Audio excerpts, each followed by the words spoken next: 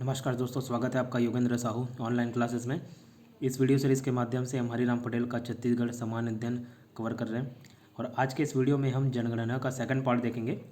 तो चलिए स्टार्ट करते हैं। देखिए, ग्रामीण जनसंख्या तक हम लोगों ने देख लिया था, आगे का देखते हैं। 0 से 6 वर्ष जनसंख्या छत्तीसगढ़ में 38,61,689 है। ठीक है, सर्वाधिक कहाँ है? रायपुर जिला में, और न्यूनतम है नारायणपुर में। ये 18 जिले के हिसाब से, 27 जिले के हिसाब से भी रायपुर और नारायणपुर हैं। ठीक, तो रायपुर नारायणपुर ये 0 से 6 वर्ष जनसंख्या है। इसको कैसे याद रखेंगे? तो देखिए, जो आमतौर पे जो जनसंख्या हम लोगों ने यहाँ पे देखा था, नॉर्मल जो जनसंख्या देखा था रायपुर नारायणपुर है ना, रन करके याद किया था।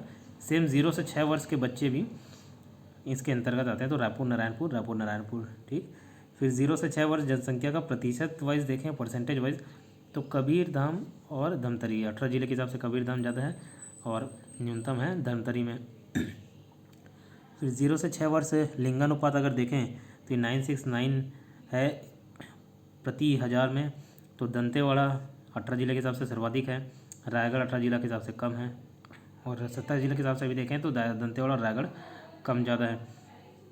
फिर एसटी लिंगानुपात 1020 है प्रति हज़ार के मुकाबले। तो 18 जिला में डेटा अवेलेबल नहीं है। 27 जिला में सबसे सर्वाधिक सबसे ज़्यादा दंतेवाड़ा में है, फिर सबसे कम रायपुर में है।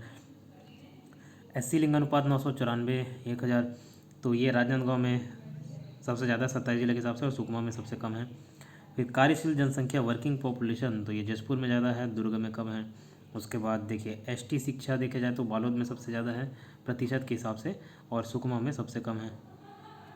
चलिए आगे देखते हैं। मातृ मृत्यु दर प्रति 1 लाख जीवित जन्मे शिशुओं पर प्रसव के दौरान या प्रसव के कारण मरने वाली माताओं की संख्या के अनुपात को ही मातृ मृत्यु दर कहते हैं। रिपीट कर देता तो फिर से, प्रति 1 लाख जीवित जन्मे बच्चों पर प्रसव के दौरान या प्रसव के कारण मरने वाली माताओं की संख्या के अनुपात को मातृ मृत्यु दर कहते हैं। तो वर्ष देखिए 2001 और 2017 में, 2017 का देखिए 100, भारत में 122 था और छत्तीसगढ़ में 140 था। ठीक है, तो ये मातृ मृत्यु दर कैसे निकालते? तो प्रसव कारण से माताओं की कुल मृत्यु संख्या बटे सजीव जन्मों की कुल संख्या इंटू 1 लाख। ठीक, उसका देखिए शिशु मृत्यु दर। अच्छा, यहाँ पे एक और इम्पोर्टेंट पॉइंट देख लीजिए। छत्तीसगढ़ में 2030 तक मातृ मृत्यु दर को 100 से कम लाने का लक्ष्य रखा गया है। फिर शिशु मृत्यु दर प्रति 1000 जन्मे शिशुओं की संख्या के अनुपात में 1 वर्ष से कम आयु की मृत शिशुओं की संख्या को शिशु मृत्यु दर कहते हैं। तो छत्तीसगढ़ में 2017 में ये 38 था इसकी संख्या।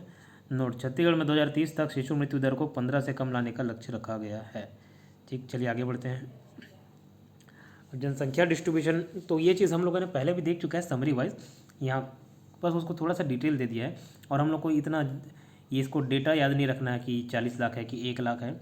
आप सबसे कम और सबसे ज़्यादा याद रख लीजिए, एग्ज़ाम में यहीं से प्रश्न आते हैं, इतना बन जाएगा। अगर आप फिर भी आपको लगता है, आपको जिज्ञासा है कि आपको याद रखना चाहिए ये चीज़, तो आप याद रख सकते हैं। तो जनसंख्या रायपुर नारायणपुर रन करके हम लोगों ने देख लिया था पहले भी, है ना, जनसंख्या रन कर रहा है। तो रायपुर 18 जिला के हिसाब से सर्वाधिक, न्यूनतम नारायणपुर, र से रायपुर, न से नारायणपुर। 27 जिला के हिसाब से भी रायपुर और नारायणपुर सर्वाधिक और न्यूनतम। उसके बाद टॉप 3 भी याद रखने की जरूरत नहीं है, सबसे ज़्यादा आप याद रख लीजिए। फिर देखिए, रायपुर सर्वाधिक जनसंख्या वाला जिला है, सर्वाधिक पुरुष जनसंख्या वाला जिला भी है, और सर्वाधिक ग्रामीण जनसंख्या वाला भी जिला है ना। रायपुर में राज्य की कुल जनसंख्या का 8.45% जनसंख्या निवास करती है, जो सर्वाधिक है। ठीक, नारायणपुर में राज्य की कुल जनसंख्या का 0.54% जनसंख्या निवास करती है, जो कि न्यूनतम है। सॉरी, वर्ष 2011 की जनगणना के अनुसार छत्तीसगढ़ के रायपुर जिले की जनसंख्या सर्वाधिक है। भारत के कुल क्षेत्रफल का 4.11% छत्तीसगढ़ का है, जबकि भारत की जनसंख्या का 2.11% छत्तीसगढ़ में निवास रहता है। जो डिफरेंस समझ आया, भारत के कुल क्षेत्रफल का 4.11% छत्तीसगढ़ का है ना। मतलब ये जो छत्तीसगढ़ है हमारा, ये पूरे भारत का 4.11% है, जबकि भारत की जनसंख्या का 2.11% छत्तीसगढ़ में निवास रहता है।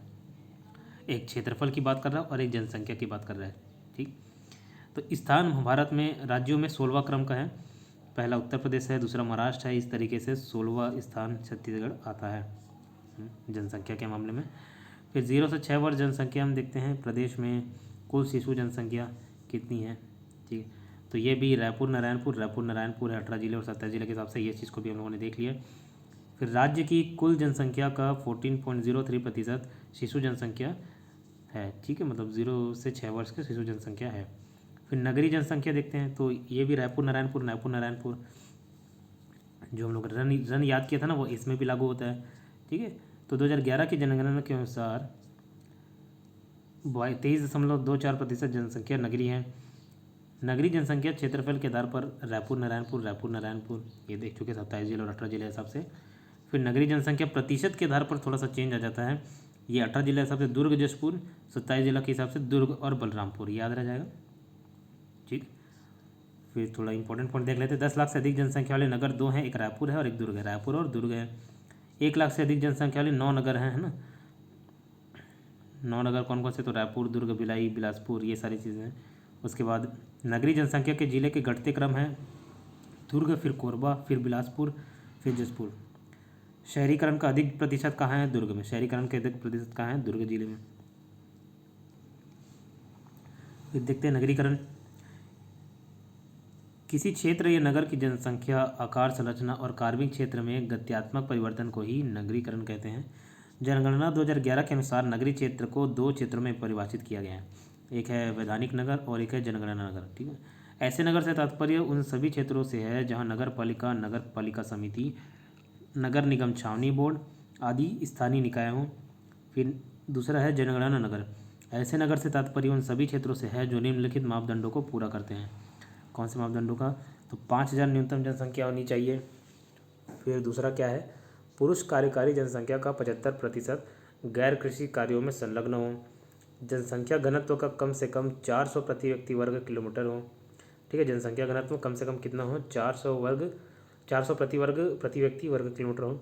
और चौथा है वह स्थान नगर पालिका, नगर निगम, छावनी या अनुसूचित नगर क्षेत्र से हो, ठीक है, नगर क्षेत्र हो। फिर देखिए कुल नगर 182, सर्वाधिक नगर 168 और जनगणना नगर 43 है वर्तमान में। चलिए आगे देखते हैं ग्रामीण जनसंख्या। तो ग्रामीण जनसंख्या 18 जिला के हिसाब से तो रन ही है रायपुर नारायणपुर। प्रतिशत में ये थोड़ा सा चेंज हो जाता है, जशपुर दुर्ग, है ना।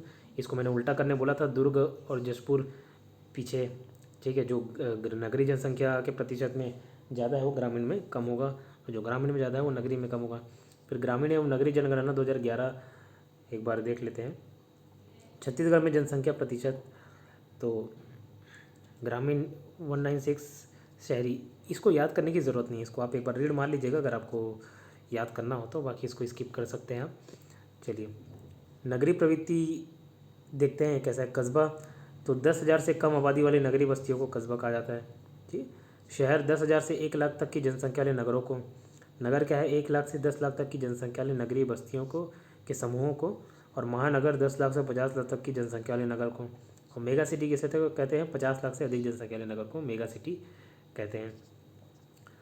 प्रवास, जब कोई मानव समूह एक भौगोलिक इकाई को छोड़कर दूसरे भौगोलिक इकाई की ओर किन्हीं कारणों जैसे प्राकृतिक, सामाजिक, सांस्कृतिक या आर्थिक से प्रभावित होकर स्थानांतरित होता है, वह प्रवास कहलाती है, ठीक है, वह प्रवास कहलाती है। अच्छा, एक पिछले लेक्चर में मैंने क्वेश्चन पूछा था, उसका कविता पटनायक जी ने सही जवाब दिया है। तो इस तरीके से आप भी पार्टिसिपेट किया कीजिए, कमेंट बॉक्स में सही आंसर देने का प्रयास किया कीजिए। मैं जब भी कमेंट को देखूंगा, अपने जो भी उसके बाद नेक्स्ट वीडियो बनाऊंगा उसमें आपका नाम जरूर मेंशन करूंगा, ठीक है। तो ज़्यादा से ज़्यादा क्वेश्चन का आंसर देने का प्रयास किया कीजिए, ठीक है। चलिए हम देखते हैं आंतरिक प्रवास। प्रवास के प्रकार देख लेते हैं। आंतरिक प्रवास, इस प्रकार के प्रवास में लोग देश के भीतर ही एक स्थान से दूसरे स्थान की ओर स्थानांतरित करते हैं या होते हैं। मुख्य रूप से 4 प्रकार के प्रवास देखे जा सकते हैं। ग्रामीण से ग्रामीण, सर्वाधिक प्रवास इसी का है, ग्रामीण से ग्रामीण। फिर ग्रामीण से नगरीय, फिर नगरी से नगरीय और नगरी से ग्रामीण। तो नगरी से ग्रामीण न्यूनतम प्रवास है और ग्रामीण से ग्रामीण सर्वाधिक प्रवास है, इसको याद रखिएगा ना, इंपॉर्टेंट है। ग्रामीण से ग्रामीण सर्वाधिक है और नगरी से ग्रामीण न्यूनतम है। आगे देखते हैं। फिर बाह्य प्रवास, इस प्रकार के प्रवास में लोग देश को छोड़कर दूसरे देश चले जाते हैं। बाह्य प्रवास में एक देश से दूसरे देश चले जाते हैं, इसे अंतर्राष्ट्रीय प्रवास भी कहते हैं, अंतर्राष्ट्रीय प्रवास भी कहा जाता है। तो इस पार्ट में सिर्फ इतना ही, इसके आगे का भाग हम नेक्स्ट वीडियो में कवर करेंगे।